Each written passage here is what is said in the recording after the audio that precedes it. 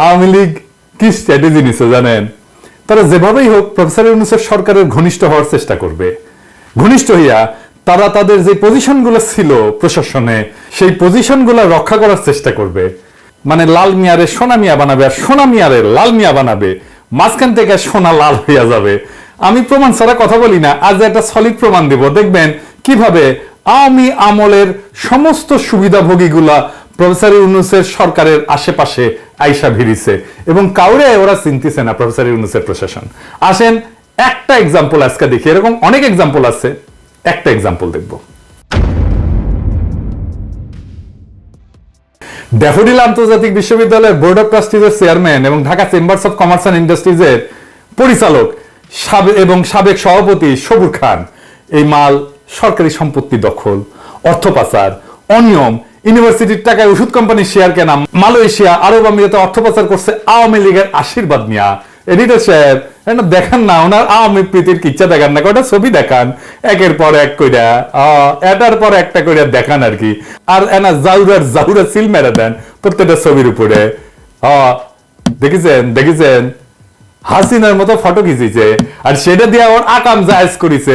এখন দেখেন ওই প্রফেসর ইউনূসের সারে নাই, উঠিয়ে গিয়া ফটো খিচিছে। দেখেছেন দেখেছেন আমি কইছিলাম না আরেক এপিসোডে যে প্রফেসর ইউনূসকে এই সমস্ত সুযোগ সন্ধানীর হাত থেকে রক্ষা করার দায়িত্ব হচ্ছে ইন্টেলিজেন্সের। ইন্টেলিজেন্সের চারপাশে ঘিরা থাকে, ওনার উপদেষ্টারও দায়িত্ব আছে, তাই না? ওই প্লেনে তার প্রফেসর ইউনূস একা যায়নি, আর অনেকে গেছে। সরকারের সুবিধাভোগী যারা হাসিনা সরকারের, তারা প্রফেসর ইউনূসের ধারে কাছে ঘেঁষতে দেওয়া যাবে না। এটা একটা পলিসি হিসাবে প্রফেসর ইউনূস বলে দিবেন, আমি এটা বলছিলাম না। হ্যাঁ, কিন্তু প্রফেসর ইউনূস যেহেতু গো ধরিছেন বাচ্চা পোলাবানের মতো যে আমার কথা শুনবেন না, তাই এই ধরনের ঘটনা ঘটতেই থাকবে। দেখেন স্যার কাল লাগে ফটো খিচিয়েছেন, দেখেছেন দেখেছেন ওই আপনারে বেচবে। যারা সুবিধাভোগী সরকারের এবং যারা সরকার এবং রাজনীতিবিদ, তাদের ট্যাক্স ফাইলগুলি আমি ব্যবসায়ীদের অনুরোধ করব, কারণ ব্যবসায়ীদের ট্যাক্সের কারণেই কিন্তু সরকার টিকে থাকে।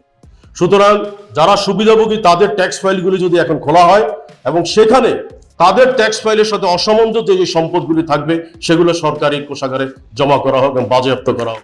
ওরা তো আপনি ধরবেন টাকা পাচারের জন্য, ওই আপনার প্লেনের সিটের পাশে আসে কিভাবে? আপনি এখন একটা রাষ্ট্রের নির্বাহী, আপনি গ্রামীণ ব্যাংকের এমডি না, বা ইউনিট সেন্টারের প্রধান না, আপনার একটা পজিশনের ভার আছে না? আপনার আশেপাশে যারা আছে তারা বালশুন, এই যে দেখেন তো ওই চেয়ার দিয়া বসেছে ওই মিটিং, ওরই মিটিং এ বসেছে, দেখেছেন দেখেছেন তো ওই চেয়ার এসব ধান্দাবাজির অনুষ্ঠানে না গেলে হয় না। আপনি গেছেন জাতিসংঘের সাধারণ পরিষদে, আপনি যে কাজ খুঁজে না পান ওইখানে, এটা আপনার প্রবলেম। ওইখানে তো মেলা কাজ, ওইখানে আপনার নিঃশ্বাস ফেলার কথা না। কাজ খুঁজে যদি না পান তাহলে জ্যাকসন হাইটে যান, সাধারণ বাংলাদেশিদের সাথে মিশেন, কথা বলেন। ধান্দাবাজদের সাথে ঢলাঢলি করেন কেন? আমি আপনার জায়গায় থাকলে কি করলাম ইনি জানেন? ওই টাইমটায় যদি আমার কোনো কাম থাকতো না বা কাম খুঁজে না পাইতাম, তাহলে আমি কি করতাম? আমেরিকাতে গেছি তো, ওই যে ইলিয়াস, কনক সারোয়ার, শাহেদ আলম, মুনির হায়দার, জ্যাকব, নাজমুস সাকিব, টিটো, এই সবাই ডাকতাম, ওদের সাথে একটু কথা বলতাম। একসাথে যদি খাবার পাই একটা লাঞ্চ টাঞ্চ করলাম ইনি বা ডিনার টিনার করলাম ইনি, ওদের বিপ্লবে কন্ট্রিবিউশনের জন্য ধন্যবাদ জানাইতাম। উনি যা নিয়ে আলাপ করেছেন, যা আউটপুট হয়েছে না ওই ভালসুনদের সাথে, ধান্দাবাজদের সাথে, তার সাথে 100 গুণ আউটপুট বেশি পাইতেন এদের সাথে যদি আলাপ করতেন। কারণ ওরা জানে দেশের জন্য কি দরকার। দেশ নিয়ে এরা সারাক্ষণ ভাবে, ধান্দা করে না কেউ। ইলিয়াস উবের চালায় পেট চালানোর জন্য, ধান্দা করে না।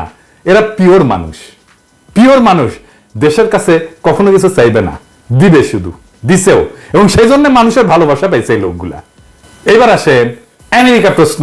আমি যেহেতু কইছি যে আমেরিকার বলয় ঢুকে দিচ্ছে প্রফেসর ইউনূস, এতে মেলাজন মাইন্ড করেছে, তো কেন আমেরিকার ব্লকে আমাদের যাওয়া উচিত না, আসেন সে বিষয়টা আলাপ করি। আমি প্রথমে বলি বাংলাদেশকে আমেরিকা, ইন্ডিয়া, চীন কোন ব্লকেই যাওয়া উচিত না। তার একটা স্বাধীন পররাষ্ট্রনীতি অনুসরণ করা উচিত। কিন্তু আমেরিকা প্রশ্নে আমাদের আলাদাভাবে বিষয়টা বুঝতে হবে। কেন বুঝতে হবে সেই বিষয়টা আসেন একটু বিস্তারিত আলাপ করি। এর কারণটা হইতেছে ভারত প্রশ্ন। কেন ভারত প্রশ্ন? ভারত আর আমেরিকা প্রকৃতিতে খাতির আছে, বুঝছাও? এই জন্যে আমেরিকাকে আমি আস্থায় নিতে পারি না। কেন পারি না? আরেকটু ব্যাখ্যা করে বলা দরকার। প্রকৃতিতে ক্যাঙ্কা খাতির। বাংলাদেশের স্বনির্ভর পররাষ্ট্রনীতি অনুসরণে ভারত হইল সবচেয়ে বড় প্রতিবন্ধক। সেই আমাদের 1971-এ মুক্তিযুদ্ধের সময় থেকে ভারত নানাভাবে আমাদের স্বাধীনতা সার্বভৌমত্বকে অস্বীকার করেছে।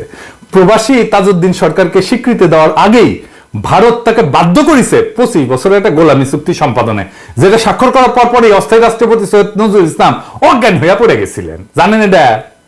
ওসমানী ওনারা কইছিল আপনি দেশ বেঁচে দিলেন এইভাবে। গত 15 বছরে আমরা দেখছি বাংলাদেশে একটা ভৃত্য সরকারকে বসায় রেখা, দিল্লির দাসীরা বসায় রেখা ভারত কিভাবে আমাদের স্বাধীনতা, সার্বভৌমত্ব, আঞ্চলিক অখণ্ডতা বিপন্ন করেছে। এখনো ইন্ডিয়া হাসিনারে রাখিছে, তাই না? ওরা আশ্রয় দিছে, তাই না? ও পালিচ্ছে, তাই না? আর গদি মিডিয়া আমাদের পিছনে লেগে আছে, আমাদের বিপ্লবের পিছনে লেগে আছে। আমাদের এই নবলব্ধ গণতন্ত্রকে চিতায় তোলার কোন চেষ্টা কি তারা বাকি রাখছে? রাখে নাই। এই প্রক্রিয়ায় তাদের বসানো ফ্যাসিবাদী ঘৃণিত হাসিনা সরকার জনগণের সকল অধিকার ধ্বংস করেছে। এমন সব ভয়ঙ্কর মানবতা বিরোধী অপরাধ করছে যার তুলনা শান্তিকালীন সময় পৃথিবীর কোন দেশে নাই। কোন দেশে নাই, আপনি কোথাও খুঁজে পাইবেন না। 1,500-এর বেশি মানুষ মারিছে কয়েকদিনে। এই চক্র বাংলাদেশের অর্থনীতিকে পঙ্গু করে দিছিল। এই ভয়াবহ ইতিহাস যেন ভুলে না যায়, সেই জন্য আমি এর উল্লেখ বারে বারে করব। ভারতের এই দুশ্মনির কারণে আমি তাদের খবরদারির তীব্র বিরোধী, এটা আপনারা জানেন।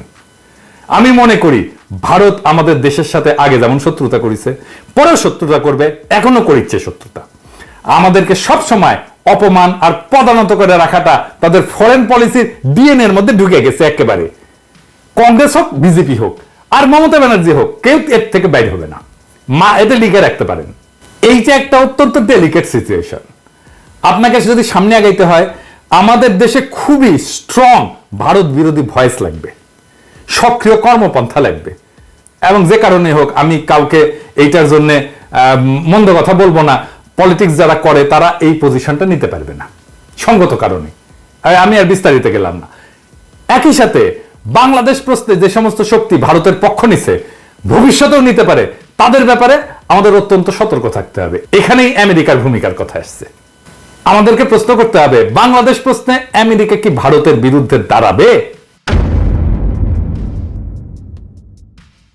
এই প্রশ্নের যথাযথ এবং নির্ভরযোগ্য উত্তর না পেলে আমরা কি আমেরিকাকে বিশ্বাস করতে পারি?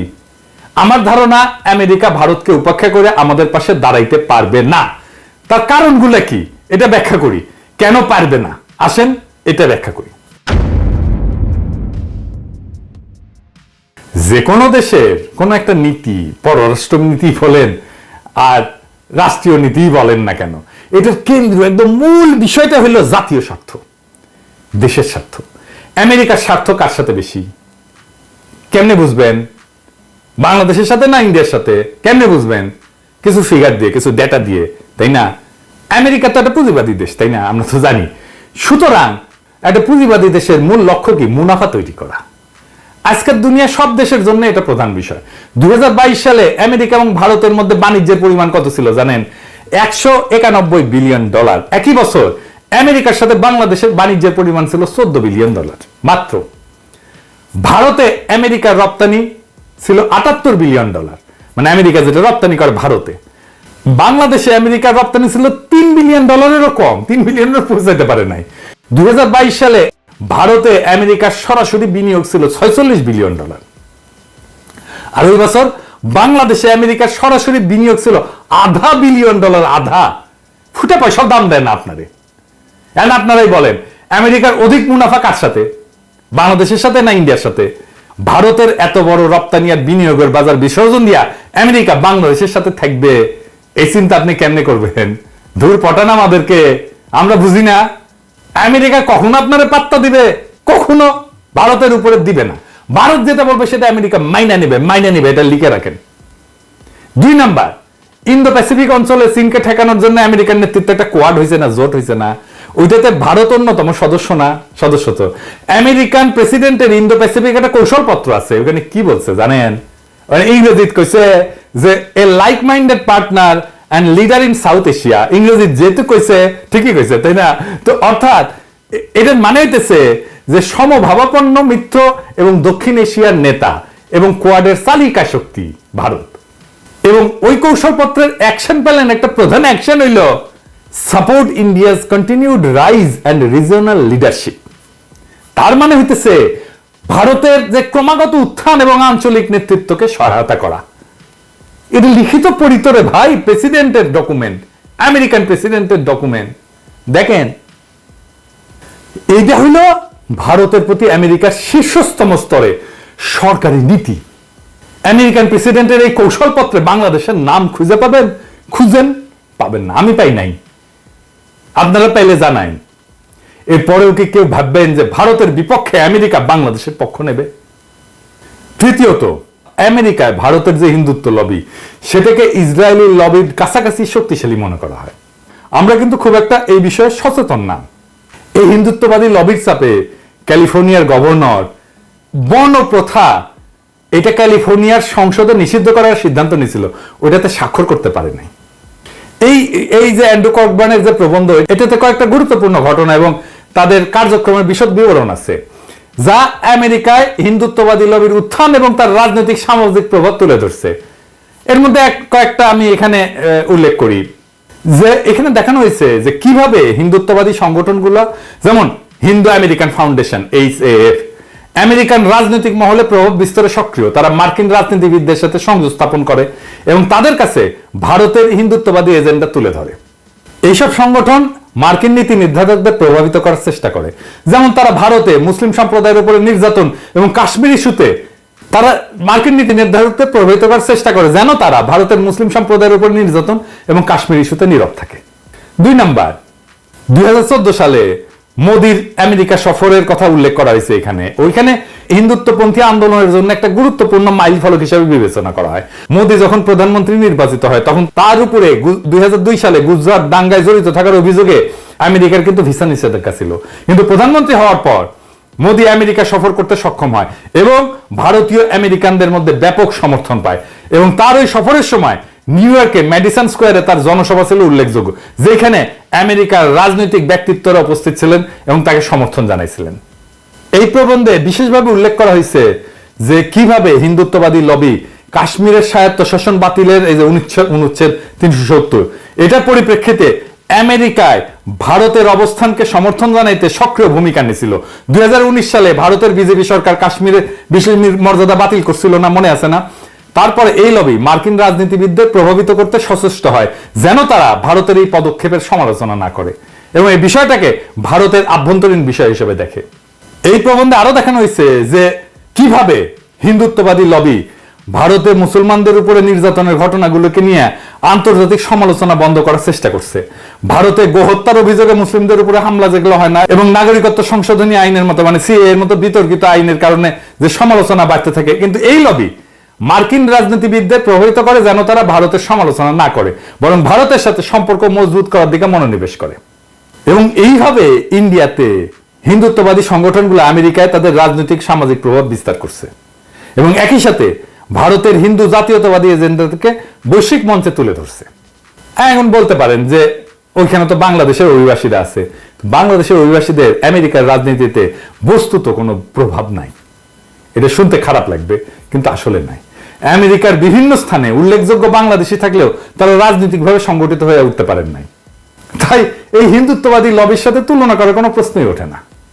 এই লবির শক্তি এবং তার নেতিবাচক প্রতিক্রিয়ার কথা ভাইবা আমেরিকার অধিকাংশ রাজনীতিবিদ বাংলাদেশের পক্ষ নিয়ে ভারতের বিরুদ্ধাচারণ করবে না, এটা লিখে রাখতে পারেন। এখন আপনারাই বলেন, বাংলাদেশ প্রশ্নে আমেরিকার উপরে ভরসা রাখা যায় ভারতের এইরকম রোলের উপরে? তা আমি তো রাখতে পারতেছি না। আমার মনে হয় যে কোনো বুঝমান মানুষ এটা রাখতে পারবে না।